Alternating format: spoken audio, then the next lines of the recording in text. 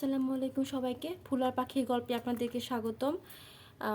Monsoon weather চলতেছে, so মাঝে মাঝে প্রচুর বৃষ্টি, আবার মাঝে মাঝে প্রচণ্ড গরম। তো এই সময়ে আসলে পাখিদেরকে ব্যালেন্স করে খাবার দিতে হয়।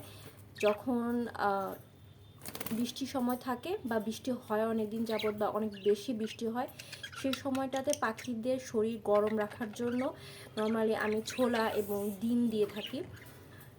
কিন্তু যখন প্রচণ্ড গরম পড়ে কয়েকদিন যাবত, তখন আমি পাখিদের শরীরকে ঠান্ডা রাখার জন্য ভেজিটেবলসকে বেশি প্রেফার করি। এখানে ভেজিটেবল হিসেবে দেওয়া হয়েছে ধুন্দুল, যেটা পাখির খুব পছন্দের খাবার না, আবার আসলে পাখিকে অনেকক্ষণ ধরেন একদিন যাবত যদি আপনি কোনো সবজি বা ডিম বা অন্য কোনো এক্সট্রা খাবার না দিয়ে থাকেন, তখন পাখি দ্বিতীয় দিন অবশ্যই এই ধুন্দুল খাবেই।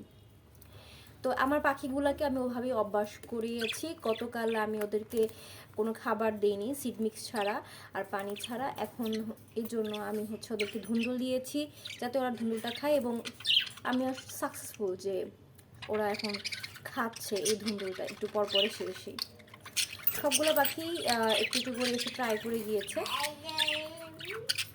আর একটু পরপরই আসতেছে, একটু খেলে দিলে আবার চলে আসতেছে। এই ধুন্দুলটা দেওয়ার উপকারিতা হচ্ছে পাখির শরীরটা ঠান্ডা থাকবে। ওদের গরম লাগলে এই খাবারটা ওদের বডিতে গেলে ওদেরকে একটু ঠান্ডা ফিল দিবে। আমরা যেমন গরমের দিনে প্রচণ্ড শরবত জাতীয় খাবার পছন্দ করি, ঠান্ডা জাতীয় খাবার পছন্দ করি, এর জন্য ঠিক এরকমভাবে আমি পাখিদেরকে এই ধুন্দুলটা দিয়ে থাকি যাতে ওদের শরীরটা ঠান্ডা লাগে, তৃষ্ণাটা কম ফিল হয়। সো আপনারা আপনাদের পাখিগুলোকে এভাবেই ধুন্দুল দেওয়ার চেষ্টা করবেন, কেটে কেটে বা যেভাবেই হোক। তো পানি জাতীয় সবজিগুলা বেশি দেওয়ার চেষ্টা করবেন যাতে পাখিগুলো হেলদি থাকতে পারে যখন প্রচণ্ড গরম পড়ে। আবার যখন প্রচণ্ড শীত পড়ে তখন আপনারা ছোলা দিতে পারেন, ডিম দিতে পারেন, এই জাতীয় খাবারগুলো আপনি দিতে পারেন। Thank you so much for watching this video. Please subscribe to my channel and like and share দিয়ে কমেন্ট করে আমার চ্যানেলের সাথে থাকবেন। Thank you so much for watching this video. Allah হাফেজ।